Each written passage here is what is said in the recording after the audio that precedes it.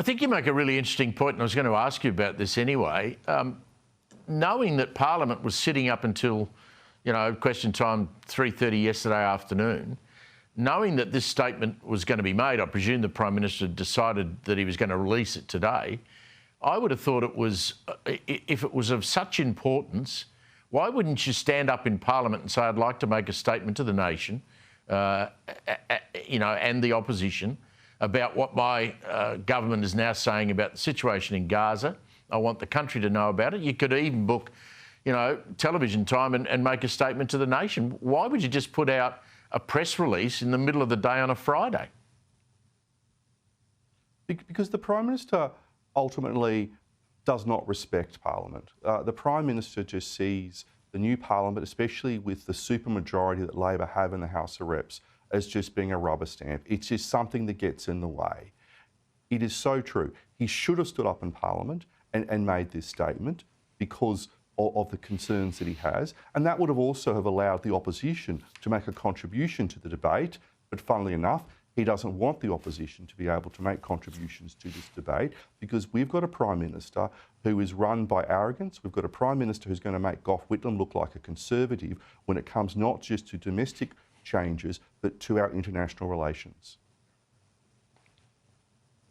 You just got to, no one wants to see those images we've been seeing out of Palestine. No one wants to see children suffering. No one wants to see people who are not able to access food. But it's a much more complex case than that.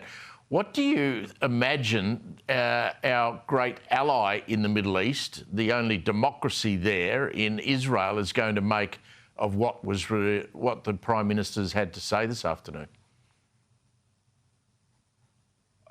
I think, and it would be difficult for me to speak on behalf of the Israeli government. As you point out, it is the only democracy in the Middle East, a democracy that is a very vibrant and boisterous one at the best of times. I think they would again be disappointed by the failure of the Prime Minister to understand the issues that are pertaining to Gaza, but also really disappointed that once again he's failed to bring his moral outrage to Hamas, a listed terrorist organisation, who've been stealing aid from aid convoys and then selling it on the black market.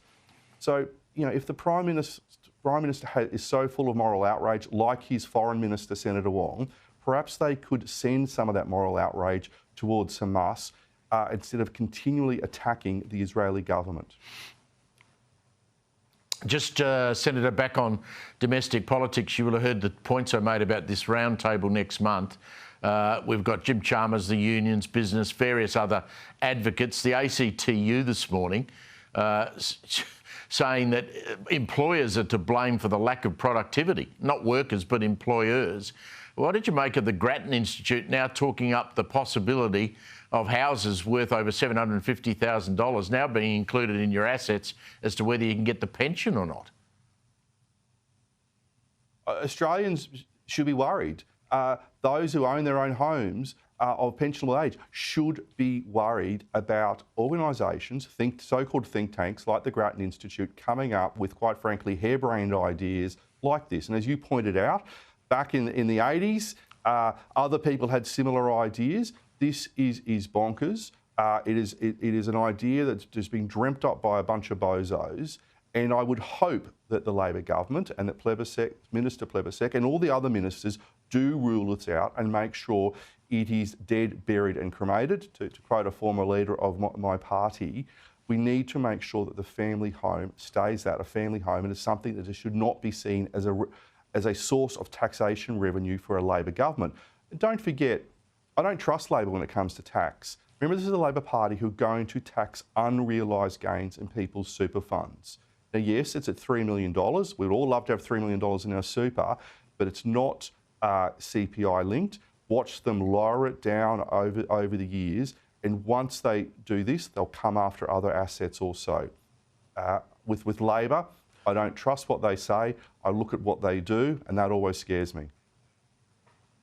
Yeah, and I'm also worried about that unredacted document that the ABC got their hands on through Freedom of Information that told the Treasurer, A, you're not going to make your housing commitment, it's never going to happen.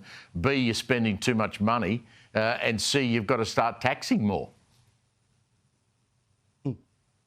And what the Labor Party don't realise is that if people start to cotton on to the fact that Labor are going to come after the money they've worked so hard for, people will then no longer invest money in the productive part of the economy. And we've got a talk fest coming up in a few weeks' time. You only have to look at what's happening in the UK at the moment, where the Labor Party there is taxing what's called non-DOMs. And they thought they're going to bring billions of pounds of revenue coming in. In fact, the opposite has happened because the non-DOMs are all taking their money out of the country and leaving the country.